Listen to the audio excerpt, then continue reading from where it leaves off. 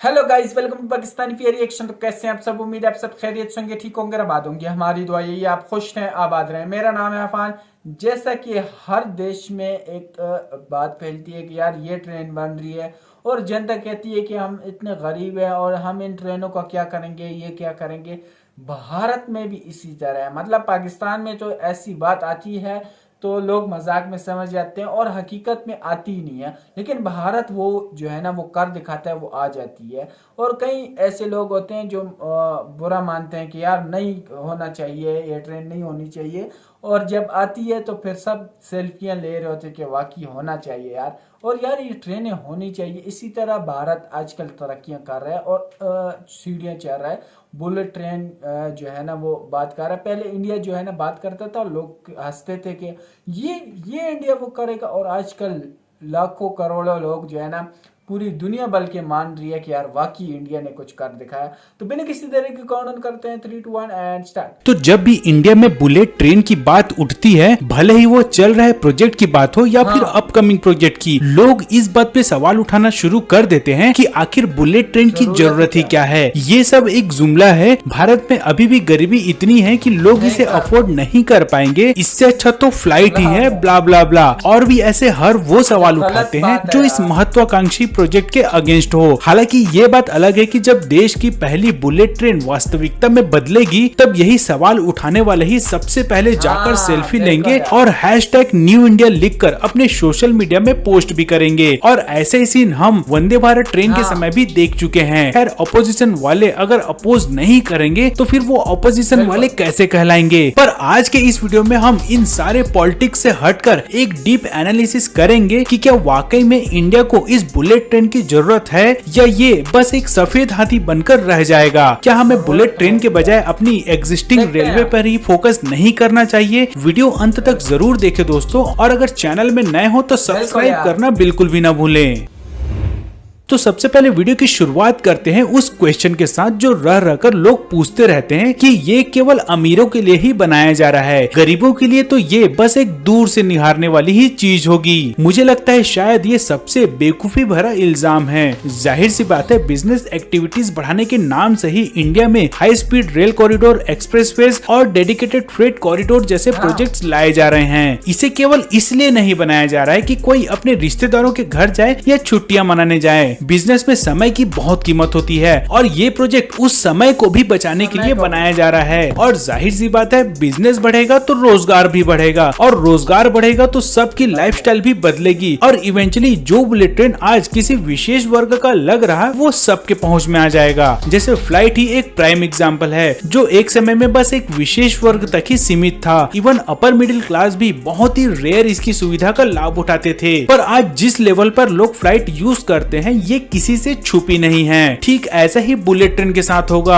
आपने कई बार लोगों को अक्सर ये बोलते सुना होगा कि ये सारी चीजें जापान, अमेरिका, फ्रांस जैसी कंट्रीज को सूट करता है क्योंकि उनकी इकोनॉमी बहुत अच्छी है। पर दोस्तों यहाँ चीज ठीक इसके उलट है। वहाँ इंफ्रास्ट्रक्चर अच्छा है इसलिए उनकी इकोनॉमी अच्छी है, न कि अच्छी इकोनॉमी के कारण उनकी अच्छी इंफ्रास्ट्रक्चर है। और यही मिसकॉन्सेप्शन न जाने कब से भारतीयों के दिमाग में डाला जा रहा था, जिसके कारण ही हमें ऐसे बड़े बड़े प्रोजेक्ट्स में कदम कदम पे दिक्कतों का सामना करना पड़ता है। इवन कुछ लीडर्स भी लोगों को समझाने के बजाय वोट बैंक के लालच में एक बड़ा रोड़ा बन जाते हैं। महाराष्ट्र की उद्धव सरकार इसका एक प्राइम एग्जांपल है, जिनके वजह से ही ये प्रोजेक्ट लगभग 4 साल डिले हो गया, और यही काम एकनाथ जी की सरकार ने मात्र 45 दिन में ही निपटा दिया। पर इसी खींचातानी और पॉलिटिक्स को देखते हुए काफी लोग यही सवाल उठाते हैं कि चलो माना देश में हाई स्पीड रेल की जरूरत है, तो क्यों न हम अपने एग्जिस्टिंग रेलवे सिस्टम को ही अपग्रेड कर लें, उसे ही इस लायक बना ले कि उसमें बुलेट ट्रेन चल सके। तो मैं बता दूं कि ये न केवल इम्पॉसिबल है, बल्कि इसमें अभी जितना बुलेट ट्रेन को बनाने में खर्चा आ रहा है उससे कई गुना ज्यादा खर्चा आएगा एग्जिस्टिंग रेलवे में इम्प्लीमेंट करने में, जिसका सबसे बड़ा रीजन है कि दोनों रेल सिस्टम होकर भी काफी अलग हैं। मींस अगर आप करंट इंडियन रेलवे की लाइन को देखोगे तो आप यही पाओगे कि इनमें कर्व लाइंस ज्यादा हैं, जो बुलेट ट्रेन के स्पीड के लिए बिल्कुल भी सही नहीं है। हैं उसे बिल्कुल स्ट्रेट लाइन में चलना पड़ता है, और ये तभी पॉसिबल है जब इसके लिए बिल्कुल नए सिरे से सब कुछ प्लान किया जाए। और वैसे भी पूरी दुनिया में दो टाइप के रेल सिस्टम फंक्शन करती हैं, that is mid speed railway जिसकी स्पीड 80 से 120 या 150 तक भी होती है, और दूसरी होती है हाई स्पीड जिसकी स्पीड 300 से 500 तक होती है। पर इन दोनों के अलावा अब चाइना और जापान जैसी कंट्री अब तीसरे कैटेगरी को भी तेजी से बढ़ा रहे हैं और उनके ऊपर काम कर रहे हैं, जो सुपर हाई स्पीड के कैटेगरी में आएगा और जिनकी स्पीड 500 से 1000 के बीच होने वाली है। हालांकि ये फिलहाल टेस्टिंग फेज में है और इसके लिए भी सब कुछ नए सिरे से प्लान करना पड़ेगा। हाइपरलूप सिस्टम को भी आप इनमें से ही एक मान सकते हैं। तो ओवरऑल ये सारी चीजें बताती हैं कि किसी भी देश में जब नई टेक्नोलॉजी इंट्रोड्यूस होती है तो इंफ्रास्ट्रक्चर भी उसके हिसाब से ही डेवलप किया जाता है। दूसरा रीजन ये भी है कि इंडिया में most of the lines open रहती है, जिसके कारण ही हमें ऐसी तस्वीरें और ऐसी न्यूज सुनने मिलते रहती हैं जिसमें कभी कोई भैंस ट्रेन से टकरा जाता है तो कभी बैल। और इसीलिए ही अभी जो सिस्टम बन रहा है वो या तो फुली एलिवेटेड है या तो फिर अंडरग्राउंड, जो इसे न केवल सेफ बनाएगा बल्कि इसके स्पीड में भी किसी तरह की कोई रुकावट नहीं आएगी। वैसे ऐसा भी नहीं है कि सरकार एग्जिस्टिंग सिस्टम को पूरी तरीके से इग्नोर करके सब कुछ स्क्रैच से ही स्टार्ट करती है। नहीं, इसका सबसे बड़ा एग्जांपल है इंडिया के दूसरे बुलेट ट्रेन का रूट जो मुंबई से नागपुर के बीच चलने वाली है, और इस 742 किलोमीटर लंबे लाइन के लिए मात्र 1250 हेक्टेयर जमीन को अक्वायर करना पड़ रहा है। और ये इसलिए पॉसिबल हो रहा है क्योंकि ये लाइन समृद्धि महामार्ग के साथ साथ चलेगी, जिसके लिए गवर्नमेंट बॉडी को गवर्नमेंट बॉडी के साथ ही कोलैबोरेशन करना होगा, और जो बहुत ही आसान काम होगा। अब इस टॉपिक के कंक्लूजन में जाने से पहले अगर उन सवालों को भी देखें जिनमें ये कहा जाता है कि आखिर फ्लाइट भी तो उतनी ही तेजी से यात्रा करा देती है, फिर इसकी क्या जरूरत, तो यहाँ यही कहा जा सकता है कि ये सबसे वीक आर्गुमेंट है, क्योंकि भले ही फ्लाइट एक जगह से दूसरी जगह तेजी से पहुंचा देती है, मगर चेक इन चेकआउट के दौरान लगने वाला समय को जोड़े तो एक्चुअल में ये 3 से 4 घंटा एक्स्ट्रा लगा देती है। और सेकेंडली ये कैलकुलेशन केवल 2 डेस्टिनेशन के लिए है, इसमें अगर 1 या 2 डेस्टिनेशन को और जोड़ दिया जाए तो ये सफर हमारे नॉर्मल ट्रेन सिस्टम से भी ज्यादा का हो जाता है। वहीं अगर बुलेट ट्रेन सिस्टम की बात करें तो वो चेक इन चेकआउट का टाइम तो बचाएगी ही, बल्कि एक ही रन में ये 8 से 10 डेस्टिनेशन को भी कवर करेगा, और इसीलिए ये आर्गुमेंट सबसे वीक साबित होता है। तो आज के इस वीडियो में मैंने उन सारे पॉइंट्स को कवर करने की कोशिश की दोस्तों, जो हमें समय समय पर सोशल मीडिया में देखने को मिलते रहता है। देखो भाई, सवाल उठाना अच्छी बात है और विरोध करना भी, पर हर बात पे हर चीज का विरोध करना शायद उतना ही गलत बात है। आज अगर भारत में बुलेट ट्रेन का काम नहीं हो रहा होता तो बहुत से लोग शायद यही बोलते रहते कि अरे चीन जापान से सीखो, वो देखो कितनी तरक्की कर रहे हैं। और अब जब सेम चीजों की शुरुआत यहाँ हो रही है तो बेवजह विरोध क्यों करना। होप सो आपको आज का ये वीडियो पसंद आया होगा। बिल्कुल भाई, आपकी बात पे बिल्कुल एग्री हैं कि यार भारत को जब एक बंदा सोच चेंज कर रहा है यार, टाइम लगता है हर चीज में। ये नहीं कि अब उन्हीं की टाइम जैसा लग जाए, लेकिन टाइम लगता है और कम से कम बन रहा है।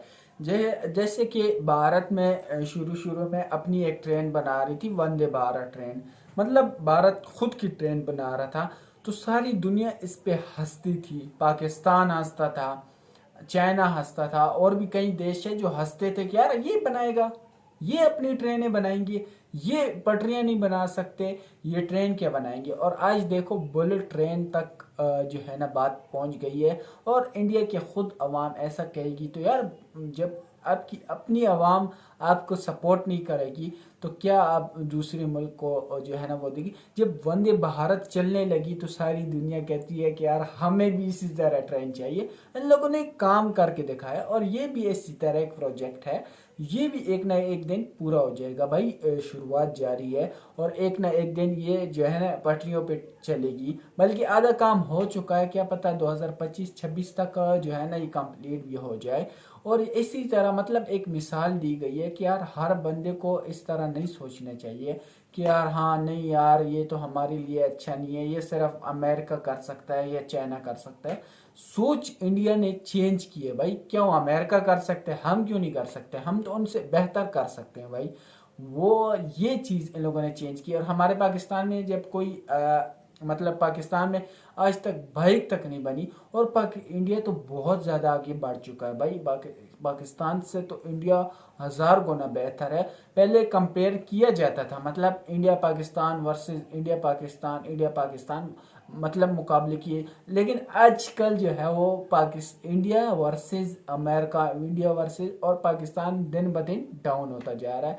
इंडिया बांग्लादेश से भी डाउन, पाकिस्तान सॉरी बांग्लादेश से भी डाउन होता जा रहा है। और बांग्लादेश में भी ट्रेनें इंडिया की जा रही हैं। भाई कितनी गर्व की बात है कि मेड इन इंडिया। भाई साहब कितना गर्व होता है। और इंडिया की मतलब मेड इन इंडिया की जब अंडर वाटर ट्रेन चलेगी कितना खूबसूरत, क्या जो है ना, और इसका वो होगा मतलब हाई स्पीड। देखो India made in India high speed train होगी यार, क्या ज़बरदस्त इनका जो है ना खुद का वो बन रहा है। तो ये बहुत अच्छी बात है भाई। और इनकी ट्रेनें देखो, इनके जो है ना पाकिस्तान और मैं कहता हूँ यार लेवल की ट्रेनें हैं इनकी।